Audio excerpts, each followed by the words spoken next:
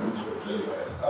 Mzunguko wa hedhi kuwa unazalisha mayai au hauzalishi mayai unagawanyika katika mzunguko milioni mitatu. Mzunguko milioni mitatu na mzunguko mfupi wa siku 22 mpaka siku 27. Mzunguko mfupi, mzunguko wa kawaida ni siku 28 mpaka siku 30. Na mzunguko mrefu ni siku 31 mpaka siku 35. Huo ndio mzunguko mrefu. Kwa hiyo asilimia 50 ya wanawake wana mzunguko wa kawaida, asilimia 50 wanagawana mzunguko mfupi na mrefu, lakini asilimia 50 ya wanawake wana mzunguko wa kawaida siku 28 mpaka siku 30. Huo ndio mzunguko wa hedhi. Utajuaje mzunguko wako wa hedhi? Mwanamke mwenye mzunguko wa kawaida atakwambia siku zangu zinaendelea siku zangu au za siku zangu nne au zinapima siku zangu nne. Mwanamke mwenye mzunguko mfupi atakwambia mimi siku zangu daima yaani kwa mwezi anaona mara mbili. Kwa sababu mwezi wa siku 30. Kwa mwanamke mwenye mzunguko mfupi anaweza kuingia mara mbili kwa mwezi. Huyo tunasema ana mzunguko mfupi. Kwa sababu mfupi ni siku 22 mpaka siku 27. Azalika 30. Kwa mwanamke ukiwa na mzunguko wa siku 22 utaingia mara mbili kwa mwezi. 25 utaingia mara mbili. Kwa hiyo lakini asilimia 50 ya wanawake wana mzunguko wa siku kwa kawaida siku 28 mpaka siku 30. Mwanamke mwenye mzunguko mrefu atakwambia ile siku zako zinaenda mbele. Kama mzunguko wa tarehe 3, basi mzunguko utakuwa tarehe 5 au 6. Hiyo tunasema na mzunguko mrefu. Sasa ukajuaje mzunguko wako kama ni mrefu au kawaida au mfupi? Kwanza kabisa ukiwa na kalenda chumbani kwako. Kalenda kabisa ya ukutani ikae chumbani. Kwa sababu tunandoa tunashirikishana kueleza kalenda ya ukutani. Tumie simu wala kutumia diary. Tumia kalenda ya ukutani. Kama unatumia kitu basi unashirikisha leo. Kutoka kazini ile simu yako ni kwa sababu ile kupitia mzunguko wako wewe. Lakini pia kutumia kalenda ya ukutani. Tunatumia kabisa kwenye chumba cha ndoa unakuwa na kioo kirefu. Unakuwa na ratiba ya tendo la ndoa, lakini unakuwa na kalenda inayoonyesha mabadiliko katika mzunguko wako. Weka pale nyuma ukutani chumba kwako ili kila mara unakuwa na rekodi yale mabadiliko. Kwa hiyo ili kujua mzunguko wako, kama nimesema tunachukua wastani wa mzunguko. Kwa hiyo hesabu, na wastani tunachukua angalau miezi mitatu. Minimum miezi mzunguko mitatu na maximum mzunguko 12. Kwa hiyo hapo unachukua labda mwezi uliopita unaweza kudhibiti tarehe 5. Mwezi unaweza kudhibiti tarehe 7. Unahesabu kutoka tarehe 5 mwezi uliopita mpaka tarehe 6 mwezi huu. Sasa tarehe 7 unaanza mzunguko mwingine. Kama mwezi uliopita unaweza kudhibiti tarehe 1, mwezi unaweza kudhibiti tarehe 10. Unahesabu siku ya kwanza ni tarehe 1 mwezi uliopita. Na siku ya pili ni tarehe 9 mwezi huu. Tarehe 10 unaanza mzunguko mwingine. Hivyo ni siku ya kuhesabu. Na unapata kwenye kalenda kwa sababu pale kwenye miezi tunatofautiana na mwezi wa siku 30. Mwezi wa siku 31, siku 28 na siku 29. Kwa lazima tufuate kalenda. Kwa hesabu unaandika pembeni. Kwa unaweza kuhesabu mzunguko wa kwanza, tarehe moja mpaka tarehe 5 kuhesabu unapata siku 28 andika. Mzunguko mwingine siku 26 andika. Mzunguko mwingine siku 32 andika. Unajumlisha 26, jumlisha 30, jumlisha 32, tunagawanya kwa 5 tunapata wastani. Kwa kupata wastani tunasimamia hapo. Wastani unajumlisha mzunguko wako. Hapo unajua mzunguko wako siku ngapi utapata wastani. Ukipata wastani wa 28 unaendelea mzunguko. Kawaida. Ukipata 25 ukipata 31 unaelewa vizuri. Swali sitauliza kwenye mtihani. Kwa sasa hiyo tunazungumzia kuhusiana na nini? Na ikiuliza maswali kiweza basi na kuuliza kule. Lakini kama kuuliza ni ili kustawiwa. Sawa. Kwa sababu tunahesabu kuhusiana na nini? Na mzunguko. Kwa hiyo wastani unasimamia hapo. Kwa unapoenda kwa daktari unakuwa na confidence, unamwambia mimi mzunguko wangu ni wa kawaida. Mimi mzunguko wangu ni mfupi. Mimi mzunguko wangu ni mrefu. Sawa, kumbe basi naeleweka. Kwa kweli siku 28 mpaka siku 30. Hiyo hapo siku 31 mpaka 35. Zikizidi 35 leo sio mzunguko. Mfupi 22 mpaka 27. Naeleweka. Unajua unakuwa ile confidence kama mzunguko wako ni. Hapo kana na mwanamke unamuuliza mzunguko wako ukoje? Unazungumza kwa nini mzunguko wangu siku 4. Nasema hivi, mzunguko wangu siku 4 zikizidi sana kama. Sasa mimi ni usoni, mzunguko wa siku 5. Hakuna ndio mzunguko wangu. Kabisa. Kuna mzunguko huu. Mzunguko umeshazunguka. Lakini bado anakwambia mzunguko wangu siku 6. Hizo ni siku za damu. Au unakutana na mwanamke mwanamke unamuuliza mzunguko wako ukoje, ni mzunguko wako ueleweke. Kila mwezi unapata hela lakini ueleweke. Kuuliza kabisa ni wao ueleweke. Sasa pale shida ya kwa mzunguko ueleweke. Shida ni yeye mwenyewe ueleweke. Lakini sio mzunguko. Shida ni wewe mwenyewe unakuwa ueleweke. Kama sio ueleweke uelewe. Kwa sababu unataka control na umuhimu mwili wako. Lakini unashindwa kufanya hivyo. Wewe unakuwa uelewe. Lakini wakati mwingine unabidi wewe ueleweke kuelewesha vizuri. Kwa sababu unaweza kukuta aidha alipata changamoto wakati wa kuzaliwa au labda alipata changamoto wakati wa kukua. Kwa hiyo inaweza ikasababisha huyu mama asifahamu akawa mgumu kushika. Kwa hiyo ni vizuri ukafahamu mzunguko wako. Unatumia mwanamke yote kuwapa mko kwenye muda wa kuzaa hawezi kupata changamoto kama hizo. Kwa sababu unaelewa. Hiyo ndio kwa ni balozi mzuri kumfundisha mwingine. Tunazungumza pia mkawafundisha na mwingine. Sasa mzunguko wa hedhi una vipindi vikubwa vitatu. Mzunguko wa hedhi una vipindi vikubwa vitatu. Kuna kipindi cha damu ambapo ni siku 3 mpaka 7. Kuna kipindi cha mwili wa mama kujiandaa siku 14. Na kipindi cha ovulation au urushaji ni siku 7 wastani. Hiyo wastani ni siku 7 ovulation, urushaji wastani ni siku 7. Kipindi cha damu lakini kipindi cha mwili wa mama kujiandaa ni siku 14. Na hizi tunasema ni constant hazina nyingi. Hizi ni kama pai kwa wale wanaohesabu hivi. Au ni sehemu kwenye masomo mengine na physics kwamba sehemu ziko pale. Na sisi pia sehemu zetu kwa mzunguko ni 14 haibadiliki. Kwa siku 14 kwa mwanamke za mama kujiandaa siku pale pale. Kwa hizi siku ndio tunatumia katika kupangilia mzunguko wa hedhi. Jana nilisema mwanaume anatakiwa kufahamu vizuri sana mzunguko wa hedhi wa mkeo na mwanamke anatakiwa kufahamu vizuri sana mzunguko wa hedhi. Lengo la kufahamu hivyo ni kwamba mzunguko wa hedhi unasaidia kujua siku za kupata mimba. Mzunguko wa hedhi unasaidia kujua siku za kuepuka kupata mimba. Hii ndio kanuni ya kanisa Katoliki katika kupangilia uzazi. Lakini tatu, mzunguko wa hedhi unasaidia kupangilia jinsia ya kutumika. Anasema mpangilie na kwa kike haya yanaweza kuyafahamu unaweza kupangilia na kufanya choice. Ndio sex determination. Iko kisayansi. Sio Mungu akipenda. Mungu akipenda mtu ameshapenda wewe mzazi. Lakini vile labda wewe wali kizazi chako. Kile kizazi chako kwa Mungu apende. Mungu hata penda wewe kizazi. Na ni kama kizazi chako kizuri. Kwa sababu sio Mungu anakuwa apende. Mungu kashapenda. Kwa sababu msingi lazima uwe mawili kwa Mungu wako. Utaweza kupangilia msingi kutoka hata wakati utakapofika basi sex determination.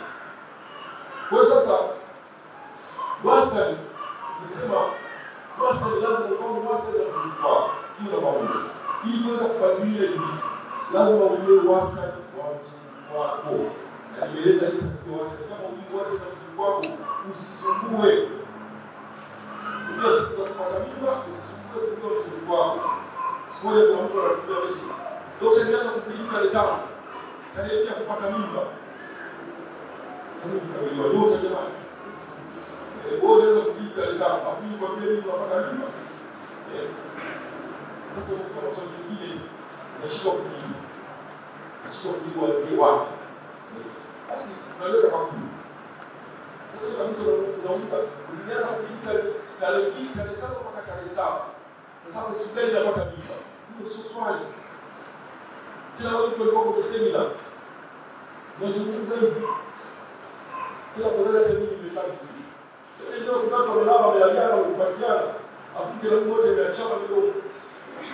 Bila kuangalia siku za kupata au siku za kuepuka waweza mbele kujisia. Sasa tunatakiwa ili kujua siku za kupata mimba au kutoka kwa mimba. Kwanza kabisa lazima tujue wastani wa mzunguko wako.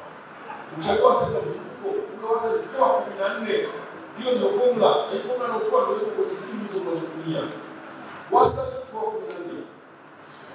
Namba unayopata kuita siku ya kilele cha kurushaji. Siku ya kilele cha kurushaji ni 3. Siku ya kilele cha kurushaji ni 5.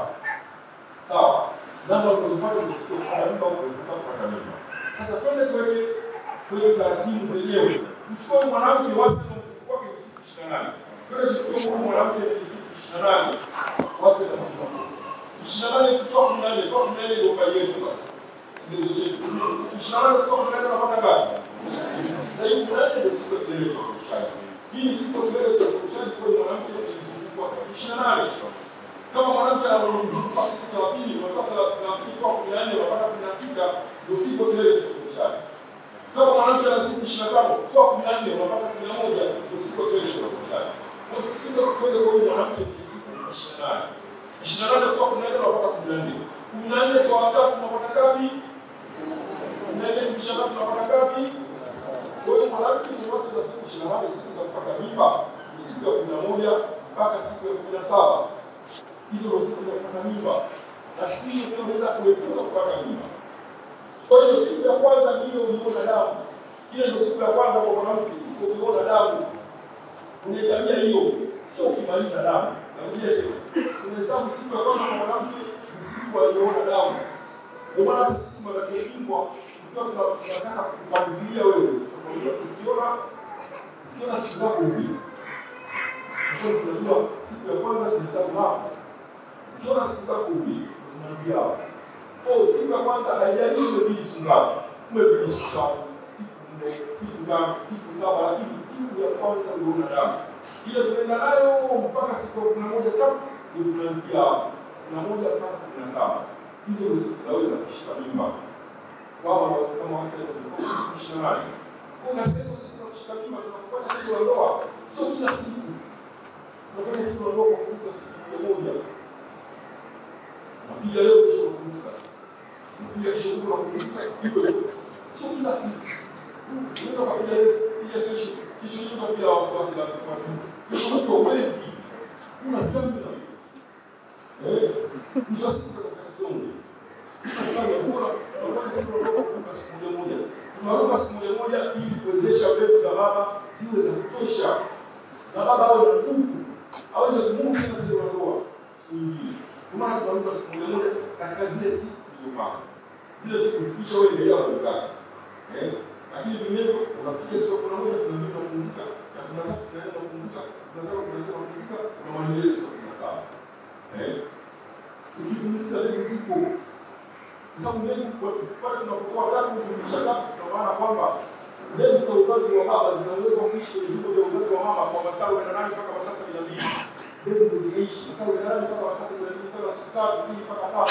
Kwa mbegu zipo kwenda tendo la ndoa leo kesho kupumzika mbegu zipo akishukuru mbegu zinaisha katika nyingine kumbe baadhi katika viungo vya uzazi wa mama mbegu zipo. Hata kama unasafiri na unataka kabisa kesho wewe ndio au shughuli pia leo ondoka.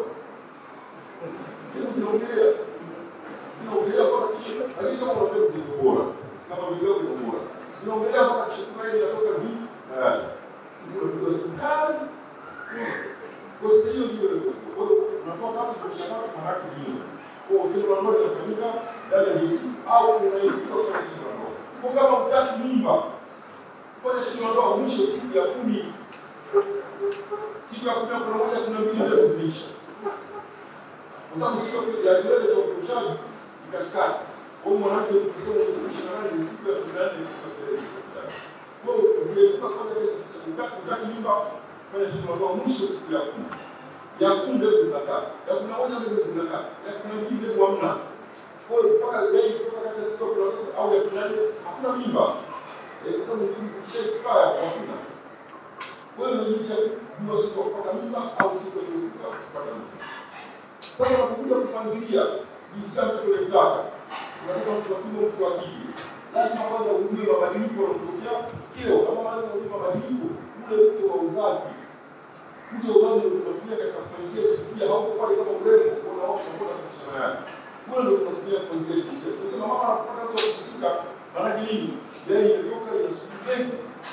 Yeye inatoka salama kama safu na mbili kwa ubora wake. Baada ya siku mbili na kwa kazi kwa masaa 24 ya kwenda Israeli. Kwa hiyo ili kupata mtoto wa kike na tumesema kwamba mtu unapokuwa mwepesi unachukua siku mbili, huyo mwepesi unaashiria yeye anataka kutoka. Inasafisha njia uongozi kwa kusafisha njia. Sasa wale kuruhusu tunakuta tunasafisha njia afundisho katika mwenyewe mheshimiwa. Huyo mheshimiwa ndio yeye. Mtu wa kutika unatoka kwa mheshimiwa. Baada ya mheshimiwa kushabika unatoka mtu mzito maana ni wala hospitali nasikiza yale inaondoka.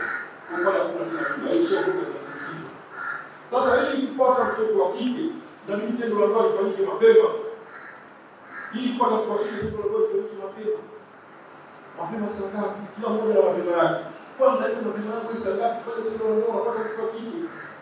Wengine sisi tu mapema. Wengine mapema usiku saa 2, wengine saa 3, wengine asubuhi. Kila mmoja na mapema yake. Tafuta mapema yako. Unapata mtoto wa kike.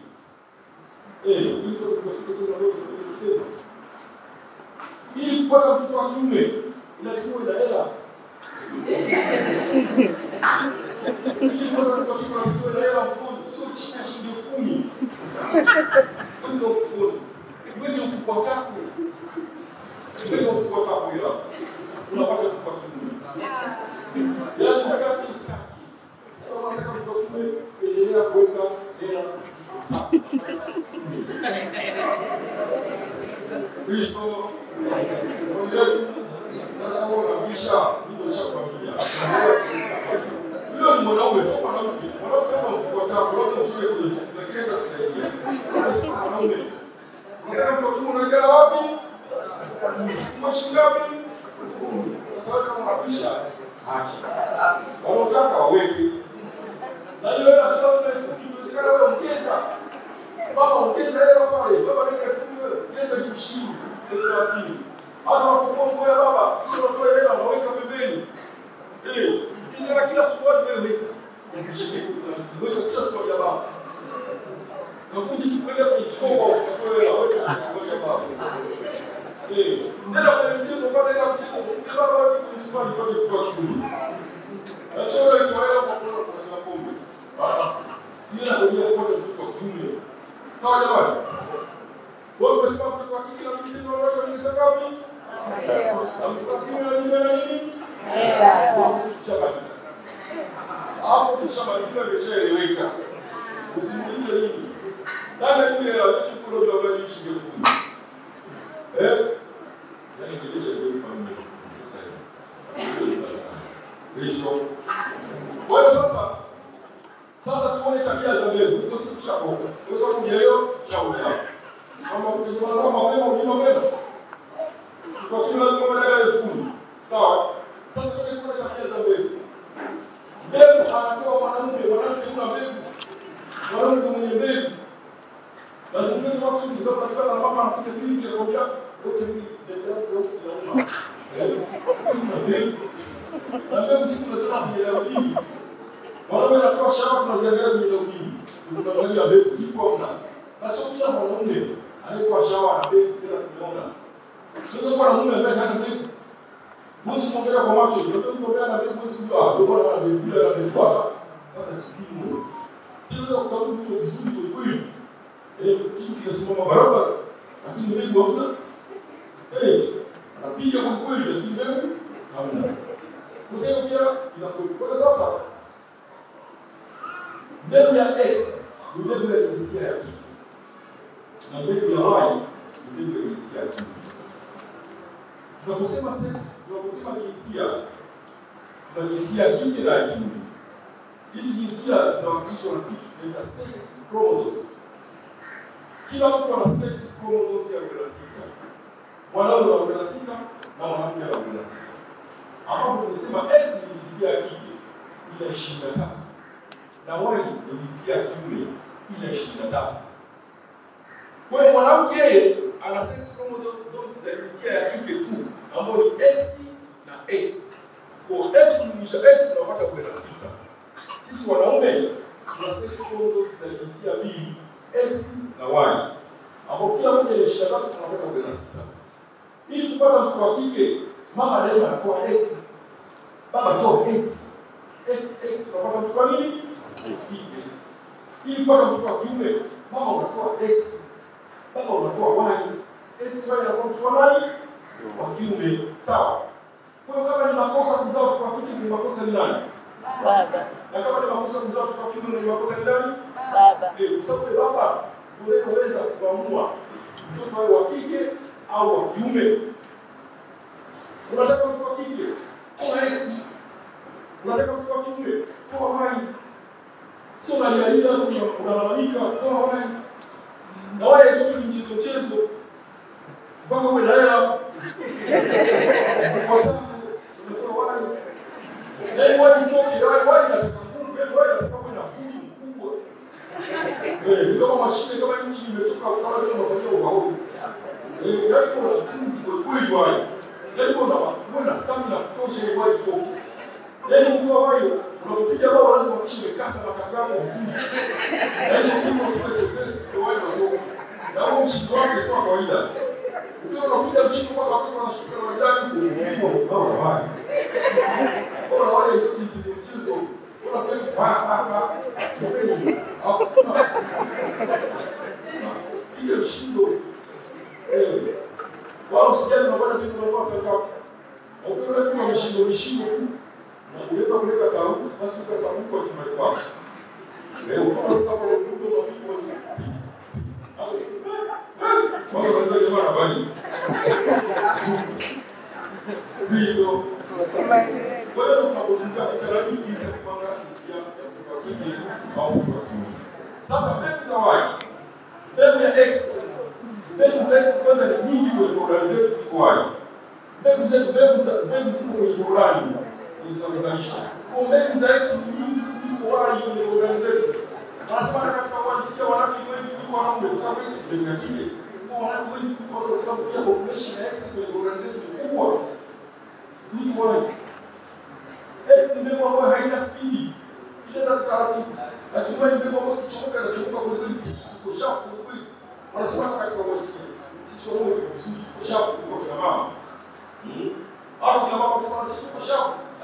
Mwanaume ambaye hakushauri labda ndio au babu kabisa na babu na bibi alikuwa ndio anakuwa vizuri kwa babu sawa kwa sababu wale kuchoka kuliko wajini lakini kuweka katika ushauri sisi wanaume vizuri kwa naweza kuongozana hata na pia unatembea na mwenyewe unaenda ona pia sio unajua wana kama sasa ni watu wanja nianze kumua watu ndio sasa kumua watu lakini jambo limebaba. Ni mwalisia ni mbegu. Kwa mbegu hii sasa hii ndio gani taratibu kuganisha na mbegu ya life span ndio kuishi mbegu ya X inaishi muda mrefu kuliko Y. Nimesema mbegu zinaishi masaa 48 mpaka masaa 72. Kwa kama ni masaa 72 ni X. Y inaishi masaa 48. Life span ndio kuishi kwamba jinsia ya kike inaishi muda mrefu kuliko kiume.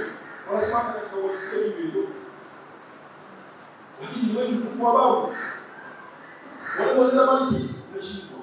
Lakini mama huyu hivi anaendelea. Anakwenda. Na kama hana changamoto yote, alikuwa anapata matatizo ya uzazi, hana kansa, huyo utasema nini? 85, 90, 100. Wewe unajitahidi sana. Sabini. Presha yako.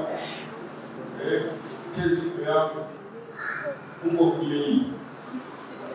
Ndio hivyo. Na mbaya zaidi kama ushapata ile saratani ya koo hiyo, ile chereshi. Hakuna mtu anaishi na saratani ya koo mwaka.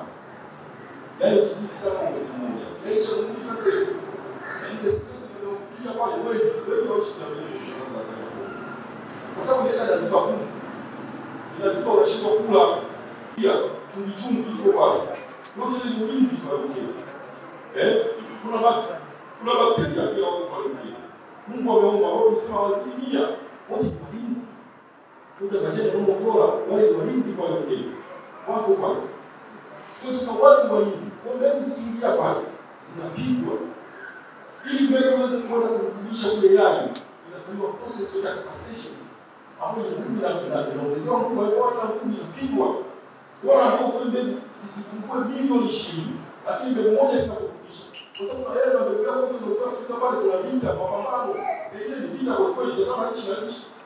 Kwa unapigana na timu nyingine. Ili uweze kupata mtoto upate ushindi mtoto mimba itume. Kwa mbegu zinakwenda wewe zinapigana. Ndio kwa ndio zangu zote zinapigwa hapo zinaishia zipi. Kama unatoa mbegu zingine. Ndio mbegu ambazo zinapigwa vizuri. Ili uweze kushinda vita nchi iweze kufika na askari wa afya. Sio kwa na mbegu tu kitapita. Kwa watoto wa askari wa afya unaweza kushinda vita. Sasa wewe una Mungu. Kama sema hapo ndio kushika bega. Ndio kushika kwa watu mkiosha. Kwa askari ni afya. Kuuliza shida ya kula askari wako ni ndugu zako. Kwa sababu lazima ujue mbegu na afya. Mbegu zinaenda kwa sababu zinapenda hizo. Kwa nyingine zinapigwa nyingine zinavuka.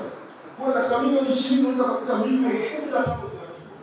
Milioni 5 zinavuka kisha sisi kidogo mbele na wale vikao 10 moja ya mbele ya kufundisha nayo. Kisha basi mambo ni kwa nini ndio kwa maana ndio kwa milioni 20 mpaka milioni 150. Kwa sababu kuna mama wanauliza kazi sana kwa wengine.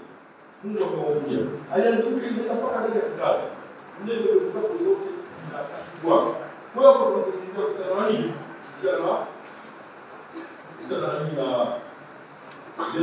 afya. Lazima tufanye. Sasa basi. Ili tupate kwa kike, sisi ndio roho ifanyike mapema. Ifanyike mapema siku mama anaona pesa. Kile mmoja mmoja. Sio kama wanaona ndio pesa. Basi ukipiga. Ukishapiga unaacha. Na pia tunaona kama ni sio kupiga kimoja mbili basi tunakosha.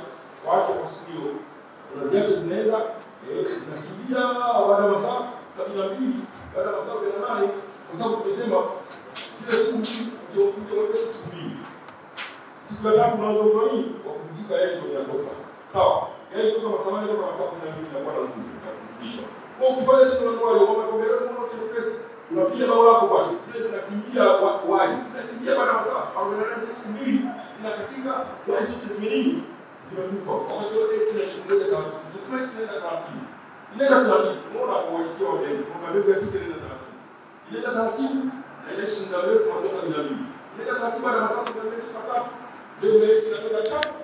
Inakutana na yale ambayo ni XX tunapata kitu kwa nini? Kike. Kwa hiyo kwa kike ndio unaona kwa kike mama anaona kitu pesa ambao ndio maswali ile inafanyika mapema siku mama anaanza kuona pesa. Yaani mapema kabla yeye hajatoka ndio mwanake. Sasa sio unaona kila watu wako sadaka unaanza kuangalia bwana unaamka sasa wapi? Hapana. Mapema siku mama anakuja okay pesa. Ili kupata mtoto wa kiume tendo unatoa list fanyike. Mpaka mama anakuambia nimeona mtu wa kutika. Tendo unalo sifanyike. Nataka mtoto wa kiume. Usifanye tendo unalo mpaka siku mama akwambia nimeona mtu wa kutika. Mtoto wako ifanyike.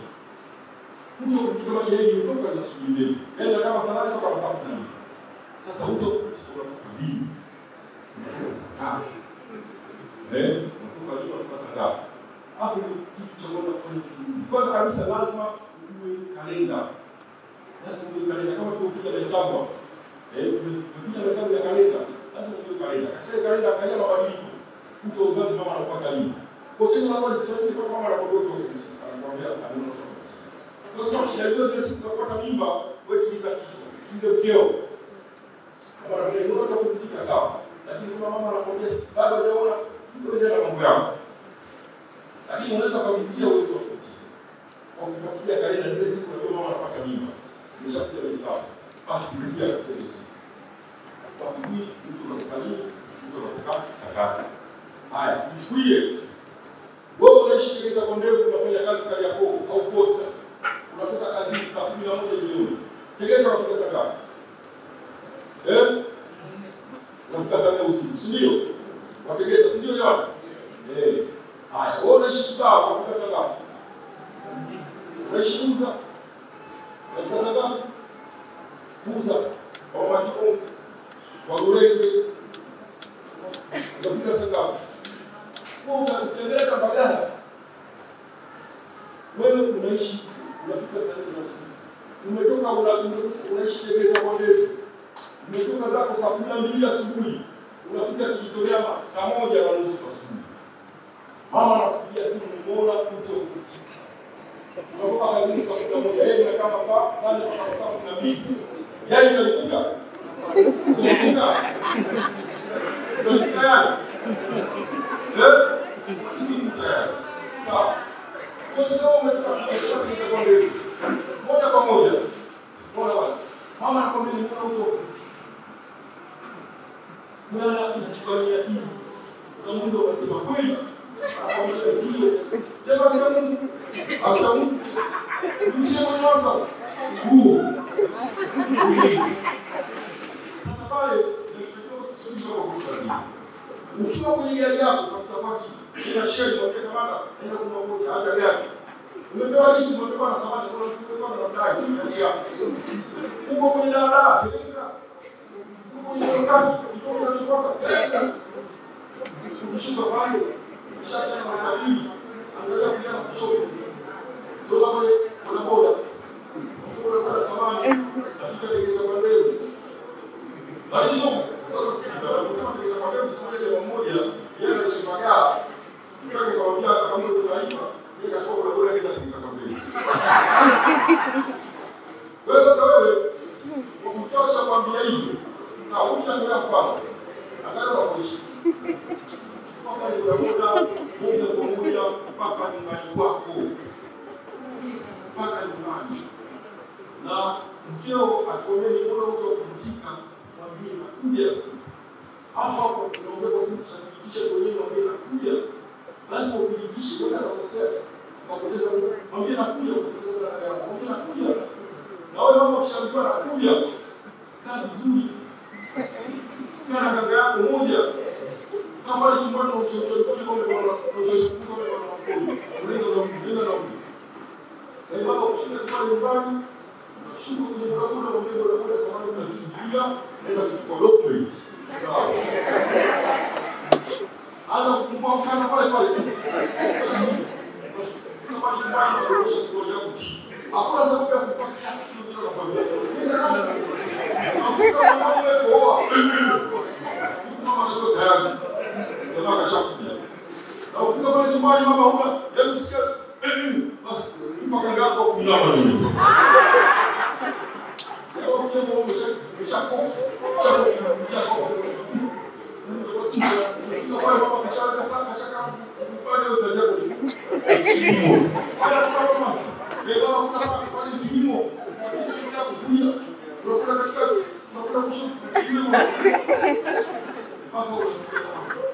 Hata lazima kupigia simu bana mimi mbona nachelewa? Ambia ujue kama kuna barabara inajengwa.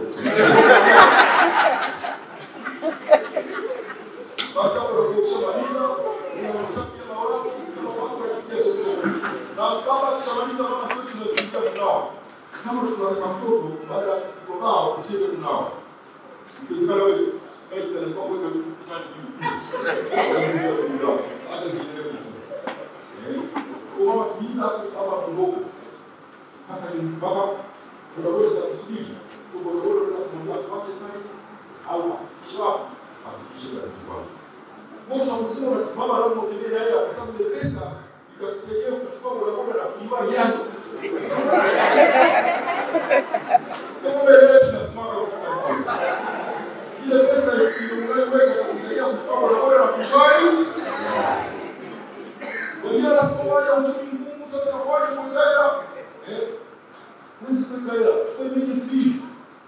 Kwa likizo ndio pia kwa sababu sisi tunatoa shika mimba. Mwambie jamani, kuanzia tarehe 7 hapa mpaka tarehe 18 nitakuwa kwa mkwe na Mungu. Mmoja kwa kazini. Na kwa emergency hii. Na mchaba likizo kwa dharura, mchezi mbali na naye. Unakaa ni kama ndio. Kwa hiyo tunataka kwa baba. Kuna kazi sawa tunakaa nyumbani tunasubiria. Yai. Ndio istoke. Sio kama kwa hizo nyingine hizo ufuata. Kwa hizo nyingine unakaa nyumbani unasubiria. Ndio istoke. Kumsha siku zote kama maliza vitu vyako mwezi kwa kusubiria. Mungu akupigia wake. Sawa.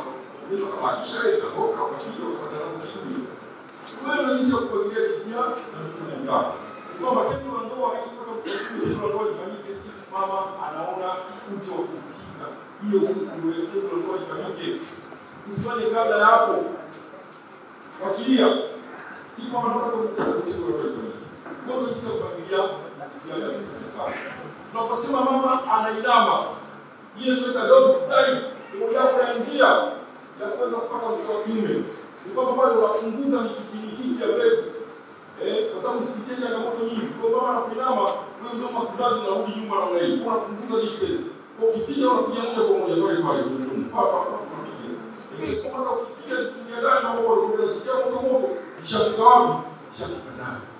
Sawa, zinakuwa na moto. Wanasikiliza bila kukwambia zikifika mpaka ndani. Ndio kule ndio nasikia nini? Ndio kuzalisha wazi kama hii dunia. Kwa hiyo tunasema sex education kwa hiyo tunapata teknolojia tunasimama anaona pesa na kupata matumizi ya teknolojia tunasimama anaona uwezo wa kutii. Na kuona mchakato simama anaona uwezo pesa isifanyike tena. Lakini kwa hiyo tunataka mchakato ile simama anaona kutekeleza kuendelea kama kawaida. Sasa wazi kwa shakimbia hiyo kika inakwenda. Kwa hiyo tunazungumzia kuhusu jinsi ya kutaka. Sasa okay, ushapata ujauzito ushapatikana. Haijalishi mtoto wa kiume au mtoto wa kike. Ujauzito ushapatikana. Sasa tunaposema mimba inatungwa kwa mbegu ya baba iliyo bora na yai ya mama iliyo bora. Tunafundisha mimba. Mbegu ya baba iliyo bora na yai ya mama iliyo bora. Tunafundisha nini mimba? Sawa. Bora jana mbegu ya baba iliyo bora na kichwa mwili na kia asili kwa mbele na yai ya mama iliyo bora inakuwa kama chembea ya nyama. Sawa, hiyo ni msemo. Inakuwa kama chembea ya nini? Kama chembea ya nyama. Hiyo ndio tunasema nini ya mama iliyo bora. Tunazungumzia kuhusiana na yai ya mama iliyo bora. Inakuwa kama chembea ya msemo. Kuna seli mbili nje, kuna majimaji seli kazi na pia kuna nyuklia kwa katikati. Nyuklia pia iko kwenye kichwa cha ya baba. Nyuklia ni kiini cha uzima. Ndani kuna vinasaba au DNA ziko kwenye nyuklia ya baba, kwenye ya baba na nyuklia ya mama. Pale kuna DNA ambayo imebeba taarifa zako baba kwa asilimia 100 kutoka kwenu na taarifa zako mama kwa asilimia 100 kutoka kwenu. Kwa mimba inachukua na mbegu yenye ubora na yai yenye ubora kama hivi. Kama mbegu haina ubora haiwezi kufundisha mimba. Yai ikiwa na ubora haiwezi kufundishwa mimba. Mama anatoa mayai ambayo hayana ubora, mbegu ikiingia anatengeneza mimba isiyokuwa na mtoto. Kuna unembryonic pregnancy au breast over. Kwa hiyo anatengeneza mimba isiyokuwa na mtoto nayo. Kwa sababu mayai tunatoa hayana ubora. Mama anataka dalili zote za ujauzito. Anakuwa nazo mwisho wa siku. Akaenda kwa daktari sasa ndio ndio gestation cycle yake. Ndani ya yes, kama mtoto ana embryo. Sawa, hakuna embryo, anaembryonic, hakuna embryo. Right over. Aidha kutoka yenyewe au mama ndio asafishwe. Na mama anaweza kuendelea hivi, tunatoa mayai ambayo hayana ubora. Mayai yanaweza sio na ubora kama wewe mama mwenyewe kupata chakula bora. Unaweza kujikuta unatoa mayai ambayo hayana ubora. Kwa mama lazima mama yote anataka kula mayai bora na kula vizuri. Kuna vitu ambavyo vinaweza kuleta changamoto katika swala zima la kujiandaa na ujauzito. Kwa sababu mboga za majani kwa wingi, matunda, kuna ile nafaka yote hiyo kuna kwa mayai. Kwa sasa muungano wa mbegu na yai na muungano ile nyuki ya baba na nyuki ya mama ndio tunapata mtoto. Sawa, tunapata ndio mtoto au mtoto tunafungwa kwenye mimba. Na mimba inapochungwa basi unakuwa na mabadiliko katika mimba na mabadiliko kwa mama. Kwa hiyo kuna vichocheo vinaweza kujitokeza kutoka kwa mama hadi mkono.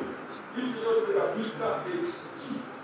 Kama ni kwa nini kuna roho hizi hormones zinaweza kujitokeza kuanzia siku ya 9 mpaka ya 14 pale unapofanya tendo la ndoa ukahisi kwamba wewe unaweza kuwa leo siku ya 5.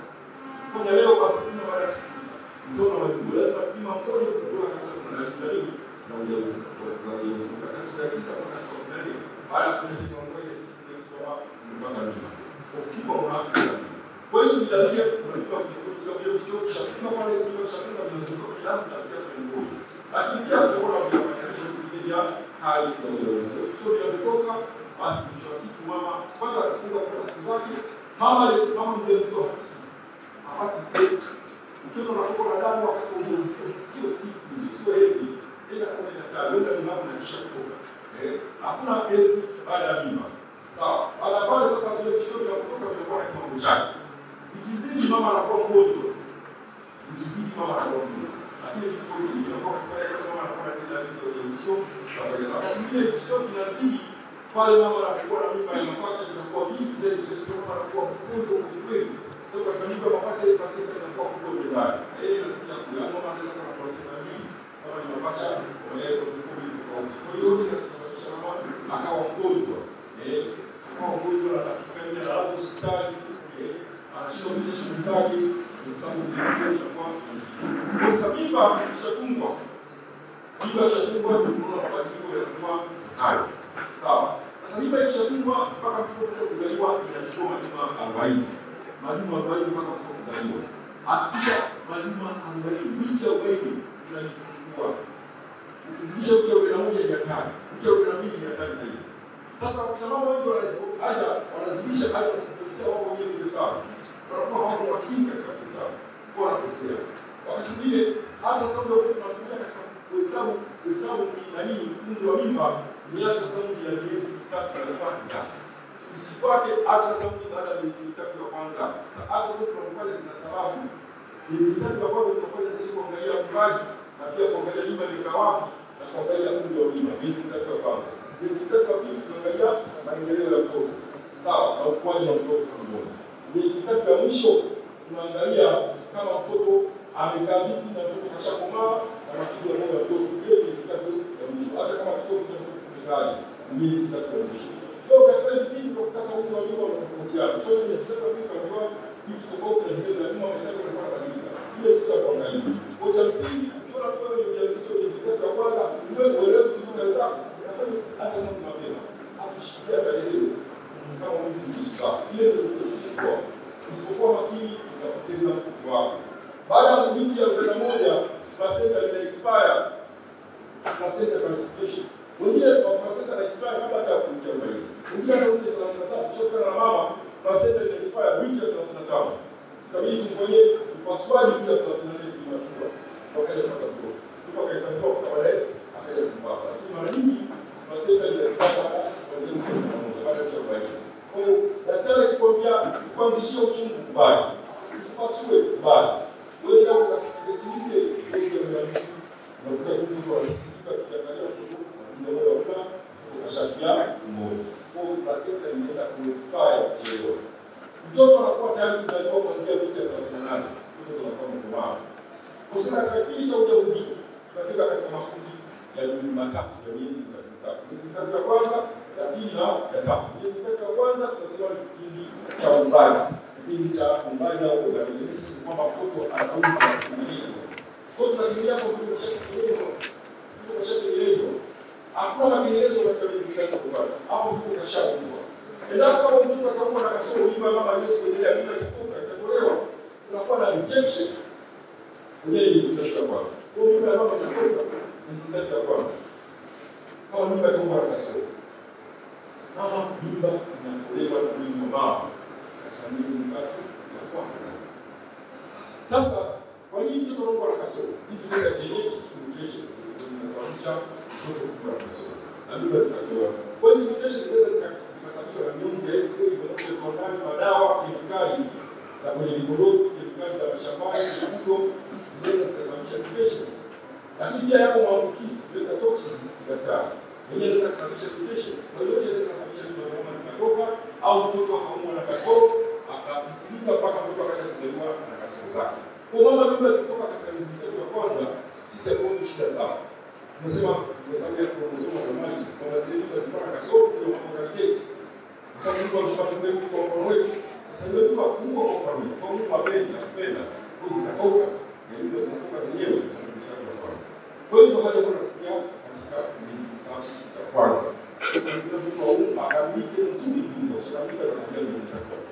Kasoro zote ndio mama wanakuwa isipokuwa kasoro moja inayosababishwa na ukosefu au upungufu wa folic acid, ile folate deficiency. Hii inasababisha mtoto akaumwa na tatizo tunaita neurodegenerative. Mtoto anakuwa na kichwa kikubwa au kichwa kidogo kwa sababu ya mapungufu ya folic acid mwilini. Folic acid inapata kwenye vitamins. Folic acid tunapata kwenye ile vitamini tunapata kwenye mboga za majani na matunda. Lakini hizi ziko supplements za folic acid. Tunasema mama yote ambaye anataka kujisikia kwa au angalau na kiwango cha folic acid mwilini mwake miezi 3 kabla ya ujauzito. Akishakuwa matunda kuzaliwa kwa wingi kulingana na folic acid. Kwa sababu kishakuwa na mimba, ulaji unakuwa mgumu, mwingine anakupika. Mwingine anakosa kula, ulaji unakuwa mgumu. Miezi 3 kwanza kuna kutaka kuna kila nzuri ya folic acid, mtoto anakuwa na shida kwa ujauzito. Lakini tuelewe kwamba wanawake wengi wanapata matatizo wakati wa ujauzito. Wanapata matatizo wakati wa kujifungua. Wanapata matatizo baada ya kujifungua kwa sababu wanaingia kwenye mimba wakiwa na matatizo. Kwa hakikisha unapata mimba ukiwa na afya nzuri. Sio machangamoto kidogo unataka kumtoa kushika mimba. Kutoka tangu kama kulea mimba kwa shida. Kwa hiyo changamoto ya watu wenye ujauzito wakiwa na matatizo. Na mwingine anashika kitu vingi. Mwingine anakuwa familia ya mimba hiyo. Mwingine anakuwa mimba hiyo. Kwa hiyo tunazungumzia sana kitu hili cha miezi minne kwa. Kwa hiyo zinatolewa na nini? Kwa sababu ya kasoro mbaya. Kasoro za kwanza au kusababisha kesi kwa mama hapo. Kutoka baada mpaka ukaanza kutoka kwa kikubwa kikubwa. Pia kama mimi natishia kutoka katika uzito wa kwanza atijaji nakupa matibabu. Hii inaweza kuwa sio sababu ya kasoro. Hii inaweza kuwa ni kwa sababu za kizazi au sababu ya hormones. Labda mama ana uvimbe fulani. Lakini zinaweza kusababisha kwamba zitatoka. Lakini mama pia anatatizo katika mfumo wa hormones. Kizazi cha kazi ndio zitatoka. Kuna toa matibabu. Hiyo si mazuri. Lakini wakati wale wanajeshi sasa ndio wanakadi kabisa. Hizi tatu kwa au mtu anakuwa anasema kuna size. Kwa hiyo tunataka kwa size. Kwa hiyo zinaweza zikatoka. Tunapata siku ile zisiwe. Na tunasema kutoka katika kipindi kama mambo ya kizazi mama hawafungi vizuri. Kwa hiyo tunapata siku ile zisiwe. Mama hawafungi vizuri kwa tatizo au faida ile sababu ya sufficiency au sababu ya complex kwa mambo ya kazi. Ukitoka kule na kwa mzito mimba mambo na shida ndio zinatoka hizi tatu. Sababu kwa hiyo mimba zinatoka bila mzazi anaingia kwa sababu ya tabia ya mama anakuwa mama anakuwa sana na kishauri wanapata tatizo hilo. Unakuwa sana mimba. Hajaishi kwa mimba kwa kusababisha au kwa mimba kwa dawa. Vyovyote vile ulikuwa unafanya ilikuwa mimba zaidi ya moja inaweza kulegeza mambo yako. Mwisho mimba zikali wale ndio kusema tushikishane. Mimi nisikoshia kwa mimba zake. Ile ndio tunakwenda mimba zitakomoka. Kila shughuli ya ndani mapema. Kama unataka kwa ushauri sana mimba ulipo unaweza kusahau katika hiyo changamoto hiyo kali. Kwa hiyo zikakuwa zenyewe. Matibabu yake kwa kushona mlango. Na mlango tunashona baada ya mama kukamilisha miezi mitatu. Tunashona mlango. Kwa hiyo tunashona mlango chini ya miezi mitatu. Wewe kwa makasoro unakuja. Kwa mama akishakamilisha miezi mitatu tunashona mlango. Kwa kizazi kuendelea kurudi nyumba isiwe kutoka. Katika hizi zikazo za pili kuna changamoto mbalimbali wanaweza kupitia hasa katika wiki 20. Kipindi kikubwa cha mabadiliko kwa mama mjamzito. Katika kipindi hiki mama anaweza kupata upungufu wa damu kwa sababu anaanza kupewana zile vizuri za damu katika kubeba oksijeni, anaweza kupeana oksijeni na vizuri na vingine na kutoka. Kwa mama anakuwa na upungufu wa damu. Unatokea kama mama haji chakula bora, chakula cha kuongeza damu, protini, vitamin C pamoja na madini ya chuma. Vitamin C kama kwenye mafuta, protini kwenye nyama na maharage, mayai na samaki. Lakini pia madini ya chuma tunapata kwenye mboga za majani hasa mchicha na matembele. Tunapata madini ya chuma. Lakini pia na dawa za kuongeza damu. Kwa mama unatakiwa kuhesabu vyakula ili kuongeza damu. Ili kuongeza damu. Sio unakuwa kitu kimoja.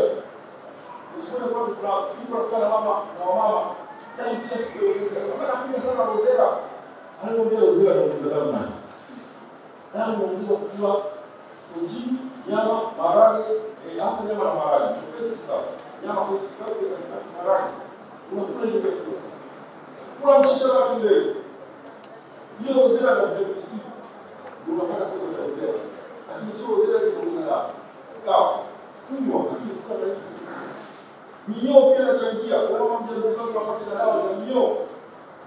Maambukizi mengine mama atakuwa malaria kumzuia asipate malaria. Lakini pia kinga mama inapungua ni rahisi mama kupata maambukizi kwa sababu kinga dawa na mtoto. Kwa hiyo mama kashikiwa mara kwa mara kwenye mama anaweza kuambukiza mtoto cha ujauzito. Hasa kwa kliniki. Mama anaweza kupata kisukari. Sasa kisukari mali kinaisha baada ya maambukizi. Kila mara ni nacho. Ndio shida yetu. Kisukari kwa ujauzito. Leo mwanza anapata pressure hiyo wakati wa ujauzito.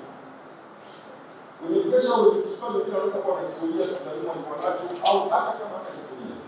Lakini pressure hii mama tunaona mwanzo wakati wa ujauzito sasa kwa siku 20. Anaweza kaanza nayo aidha alikuwa na historia au hata kama hana historia. Pressure hii inaweza kusababisha mama kama cha mimba. Kwa hiyo vizuri kuna na pressure hiyo wakati wa ujauzito wapi kuna daktari specialist. Ili aweze kumwangalia kwa pressure inaweza kusababisha kutoka kwa afya kwa Presha zile za kusababisha mtu asikue vizuri. Presha zile za kusababisha matatizo ya moyo. Lakini kwa matatizo hatuwezi salama. Unaweza kwa wewe na mtoto. Wewe utatasiwa nini? Na presha ya kuongeza. Mara nyingi presha inayokuwa kwa ujauzito kufikia age. Inasababishwa na ujauzito. Na ambao watalii kupata presha hiyo wakati wa ujauzito ni wale ambao wanashika mimba chini ya umri wa miaka 20 au wanashika mimba ya kwanza zaidi ya umri wa miaka 35. Wao watalii kupata presha hiyo. Na wengine ambao wana historia hiyo. Wengine wale ambao wamebadilisha baba. Mzao wa kwanza wa mwili. Unakuja sasa kuzaa mwingine. Pia huko kwa atalii kupata presha hiyo wakati wa ujauzito. Ndio mpaka baada kuisha kwa wakati mara nyingi presha wakati wa ujauzito inaisha baada ya mama anazaa kumachua ili kuweza kuokoa maisha mama na maisha ya mtoto wake. Endapo mama ana changamoto wakati wa ujauzito akapewa dawa za kukomaza mtoto dhidi ya 34 unapewa dawa za kukomaza mapafu na ngozi ya mtoto. Kwa hiyo tunaona kipindi cha miezi 3 ya kwanza, kipindi cha umbali, kipindi cha kukua, miezi 3 ya mwisho tunasema kipindi cha kukomaa. Mtoto ile kujia kuzaliwa. Anasema mtoto anakomaa kuanzia wiki ya 38 tayari kwa kuzaliwa. Kwa wiki ya 34 kama una changamoto katika ujauzito wako, hakikisha unapata sindano ya kukomaza mapafu na ngozi ya mtoto. Tunasema mtoto anakomaa maana anakomaa mapafu ya ujauzito wa kawaida na anakomaa ngozi ili aweze kumiliki kwa kawaida. Kwa hiyo ndio pale ambapo tunafikia katika hili ujauzito. Kwa mtoto anakomaa ili aweze kuzaliwa na kuishi maisha ya kawaida. Kwa hiyo katika kipindi cha ujauzito kuna mabadiliko makubwa ya kijinsia kutoka miezi 3 ya kwanza kwenda miezi 3 ya pili. Wote tunapoumbwa jinsia zetu zinakuwa ni za kike. Wote tunapoumbwa jinsia zetu zinakuwa ni za kike. Jinsia inabadilika kama wewe uliumbwa kwa wai. Kama uliumbwa kwa Yesu unaelewe. Lakini kama uliumbwa kwa wai jinsia yako inabadilika kutoka miezi 3 ya kwanza kwenda miezi 3 ya pili. Jinsia yako inaanza kuwa kike. Lakini ndani ya miezi 3 jinsia yako inakuwa ni ya kike. Kwa kama uliumbwa kwa kutoka miezi 3 ya kwanza kwenda miezi 3 ya pili, ndio kitendo chako kinarefuka kuja kuwa ndoo, yale mashauri yako yote yanashuka kuja kuwa mapungu, na ule mwisho wako wa kike pale unashona. Lazima. Leo unataka kuhakikisha bila kilio chako leo ukiangalia kama chini ya nguo yako mpaka una mapungu unashona. Kwa hiyo mshono unaenda kufunga viungo vyako vya uzazi na kike. Unaenda kajiangalia leo. Alafu kama huna huo mshono upigie simu ili kutoa uchaguzi. Usiende kuangalia mtoto. Muda na kutoka kwa mmoja nikasema nimwangalia mwanangu wanao. Muda wanao wewe nao. Kila mtu ataangalia ili tuweze kujua zetu tunafanya. Kwa hiyo ndio mabadiliko ambayo yanatokea katika kipindi cha kwanza na kipindi cha pili. Wakati wa ujauzito hakuna kutoka na dawa. Kuna dawa za kwa kitu cha ujauzito. Hiyo ni kitu cha kwanza. Miezi 3 ya pili au miezi 3 ya mwisho. Kama muone daktari. Dalili mbaya. Dalili za mimba kuharibika ni kwanza kutoka na majimaji. Mpaka miguu. Hapo ni chupa ya maji. Lakini unatupa na damu. Hiyo sio dalili. Dalili ya uchungu miezi 3 ya mwisho pia kutoka na majimaji. Ndio. Kwa hiyo damu inapotoka sio ishara nzuri.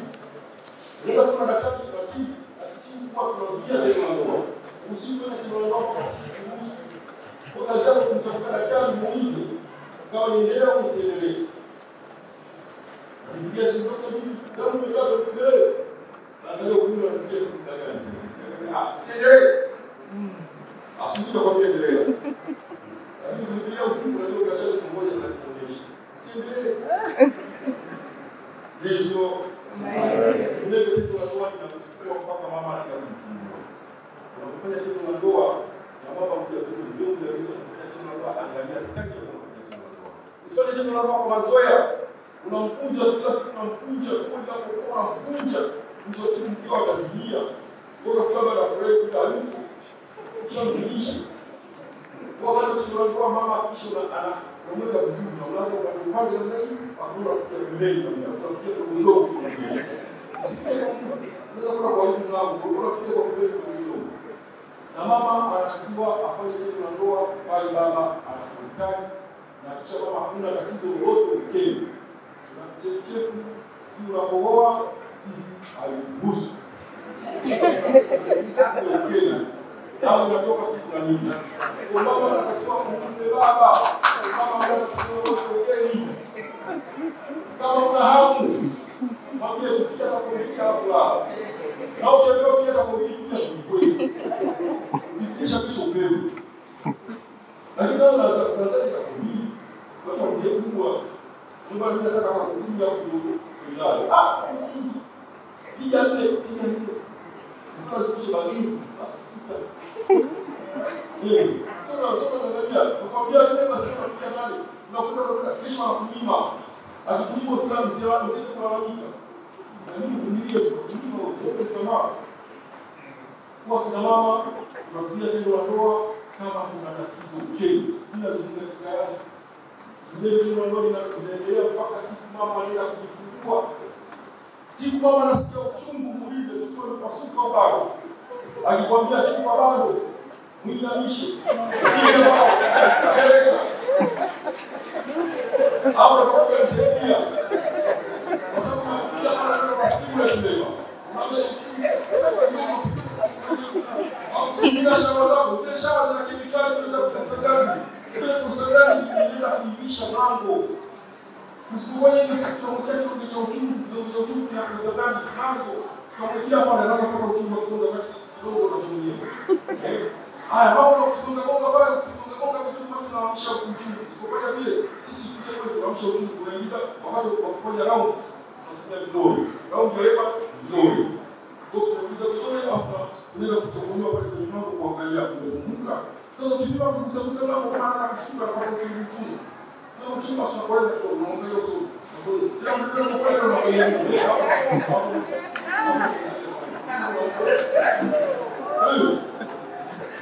ndio ukifanya wewe. Na kama unasikia unapeleka hiyo unapeleka asubuhi hiyo unakuta tayari. Kwa kashaza hiyo. Sasa unasaidia. Mwenyewe utapata kidogo kaeleba siku nyingi anasubiria uchungu. Pale uchungu unakuja, pale uchungu unatokea. Basi wanakuwa kuuliza watu wewe unaishi na nani? Anamwambia mimi mume wangu anaishikuza lakini pia kujisikiliza huku. Nakaa kwa dada. Muda gani? Lakini usafiri. Mwezi mbili maji ya Mungu. Yamsha uchungu. Nani kuleta leba? Kalileta dada. Sijaleta mama. Kila mtu ampeleke uchungu leba. Na kama unapeleka leba msaidie peleke. Mlengo tena kila siku tunaangaika kupeleka chupa cha Yesu. Hiyo unasikia uchungu. Kwa mdomo mzima na kikao kwa kupeleka asubuhi chote. Hapo hiyo yule wanakuja kuchukua vyombo. Ndio mashia mwenyewe. Wakati ungeweza kumsaidia ndio asingepata. Kwa tunashauriwa kisayansi kitabu na kidaktari msaidie mkeo peleke kwenye leba. Na kama unapeleka leba pia peleke. Usiangalie kutafuta mtoto. Kwanza hapa kumbia, pale kule uchungu wa maisha. Hakuna biashara kuchafua mtoto. Mtoto unamchafuaje? Pale kwenye mdomo wa kizazi unapeleka nyuka sukari, vidonge la damu na uteute. Hiko pale. Ndio wanapata uchungu unaanza kutoka uteute na damu. Afadhali tunaangalia chuma hiyo imepasuka bado. Sawa. Sasa ile vidonge la damu na uteute. Na shawa zako unakuwa mbili na nusu mpaka 3 na nusu. Robo tatu kwa kijiko cha chai. Sio kijiko cha chai. Kijiko cha chai. Unamchafua mtoto. Ule mtu kutoka pale shawa zote. Haya, ile chupa ikipasuka pale, maji yanatoka pale ni zaidi ya lita 1. Ndani ya lita 1 ndio shawa. Kwa mambo kusema na kuchafua mtoto kwa Kiswahili. Na hakuna nesi yote ambaye anakuambia kwamba ile mtoto anachafua na shawa. Hakuna. Labda mtu ndio lakini leo hakuna nesi wasema unajua unachafua ile shawa na ngoaje pale. Mama mmoja kabla hajakuwa tunamsafisha pale. Tunamsafisha vizuri ya kufanyia na pipa ya njia. Hizo shawa kwa Kiswahili hakuna biashara hiyo. Kwa hiyo ndoa iendelee kwa siku maana. Baada ya kujifungua maisha yanaendelea kama kawaida. Baada ya kujifungua maisha yanaendelea kama kawaida. Mara tu baada ya kujifungua nyonyesha mtoto wako muda huo kama kujifungua kawaida wewe mtoto wako fulani anza kunyonyesha. Kama kujifungua kwa maswali akisha baada ya masaa 8 unachukua unapewa mtoto wako unamnyonyesha. Ukichelewa baada ya masaa au baada ya masaa 24 mpaka 48 maziwa hayatafuka. kuchelewa kunyonyesha mwanao. Anza kuweka mapema mtoto maziwa yako. Baada ya masaa manane kuchelewa maziwa yako. Baada ya masaa 72 kutoka kwa nyonya atapata homa. Ile kesho ndipo kutoka kwa hospitali wiki mbili kwa usalama. Mama ni mara moja. Mama atarudi nyumbani. Mama anaporudi nyumbani hakikisha unakaa vizuri na mtoto wako. Kisayansi na daktari nashauriwa kabisa. Mama kurudi nyumbani, baba, mama na mtoto walale pamoja. Walale pamoja. Ili mtoto apate confidence, mtoto apate jicho la wazazi. Hata jicho la wazazi. Watu wanakuja kuangalia walale. Unakuwa unalala wewe na mkeo na mtoto. Wewe kitanda chako ukutani kwa mama analala kule, mtoto analala. Mtoto analala ukutani, mama analala katikati, baba analala kule. Tendo la ndoa lianze. Mara damu inapokatika. Tendo la ndoa linaanza mara damu inapokatika. Meza moja. Mama baada kumchukua damu kwa ndoa. Hakuna mimba, mimba sasa. Hapo sio baada ya miezi sita, hakuna katika sema. Haijalishi kama unapata siku ngapi. Baada ya wiki mbili, sitaki mwezi damu imekata tendo la ndoa linaanza.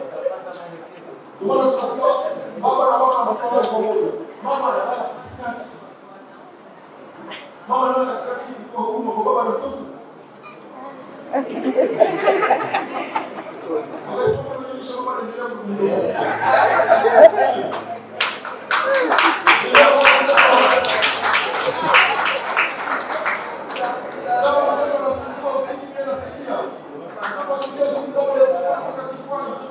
Anapata kitu wa baba ananyamaza. Wengine wanasumbua kuja usiku kwa sababu wanataka baba zao. Ukilala na kitu pale kwa sababu wanakuuma kwa kila. Ndio wanakuwa kwa kila. Watu wanaona wazazi wanakuwa na kitu ya nini. Kuna tofauti hivyo. Mama ananyonyesha mapema. Mama ananyonyesha. Mama anayefanya tendo la ndoa hawapati kumkubwa. Hakuna kufungua tumbo kwa kufunga mkanda. Mafunga sisi tunafunga vitenge kubwa na kupungua kwa kunyonyesha mtoto kwa kwanza tendo la ndoa mapema. Sasa unapofunga kizazi unafunga kizazi. Kuonyesha unataka press mapema. Sasa ndio mali. Lakini swali la mama kizazi na watu unaona kama mwingine ananyonyesha na kwambia kunyonyesha mtoto na kwa anachanga. Ile jambo kwa sababu lazima unaponyonyesha kuna chochote cha kutoa. Kile kinatoka kina sisi ile sisi. Hapo unafanya tunaona kwa kuondoka ile uterus. Pia ile uterus inajitokeza na kusababisha kizazi kushuka kabisa. Kila mtu chini. Kama unapofungua kizazi inakuwa hivi. Kwa hiyo tunashuka mpaka kwenye kushika yake pale chini. Kwa hiyo ndo sayansi, kitu ambacho lazima mapema kama mama anashika. Kristo. Sasa hiyo kuhusiana na nini? Kuhusiana na baada ya kwa maisha ya kama kawaida. Mtoto anyonye maziwa ya mama ndani ya miezi 6 asipewe chochote. Anyonye maziwa ya mama ndani ya miezi 6 asipewe chochote. Mtoto tunaposema anyonye baada ya miezi 6 mtoto ndio aanze kula chakula mchanganyiko. Tunaposema chakula mchanganyiko ni vile chakula ambavyo wao wanakula usiku kwa chakula ambacho ni. Tunaposema chakula ambacho wao wenyewe hawali. Wao wanakula chakula ambacho sisi ni tunakula. Usiwe mtu kwa maana wao kama mazao ya tosha mpe mtu kutoka mama kufika mtoto kila mtoto kwa ng'ombe kwa ng'ombe lazima ng'ombe kwa ng'ombe kama mazao ya tosha mpe mazao ya mama kufika mtoto mdogo kisha kwa mtoto wakati kama zao kabla umkaba kisha kama kaini ndio kwa kawaida uwezo kutengeneza ile mazao na kama chakula ya kwa maji mengi kuliko kufikirisha kama ile maziwa. Kwa hiyo tunatoa mtoto wake maziwa au chakula kinachofaa. Mtoto ambaye chakula kinachofaa, chakula hichi watu wanakuja chakula wanaweza kuchanganya kwa chakula yake. Ile kwa kwanza inaiva katika joto tofauti. Kwa sababu tunaweza chakula cha kuku kujaza jaba na namna hiyo. Ile ni kama maharage, kama mbaazi, weka kunde, weka mchele, weka mahindi. Vitu kibao vimejaa ndani. Huwezi sikili. Kile chakula kwanza hakina ladha. Hii kinawekwa katika vitu tofauti. Na pia kinatengeneza sumu, kwa sababu kuna vyakula vingi hata walipika mapema. Karanga zinapika kama masaa 24, unga wa karanga, sababu wanapika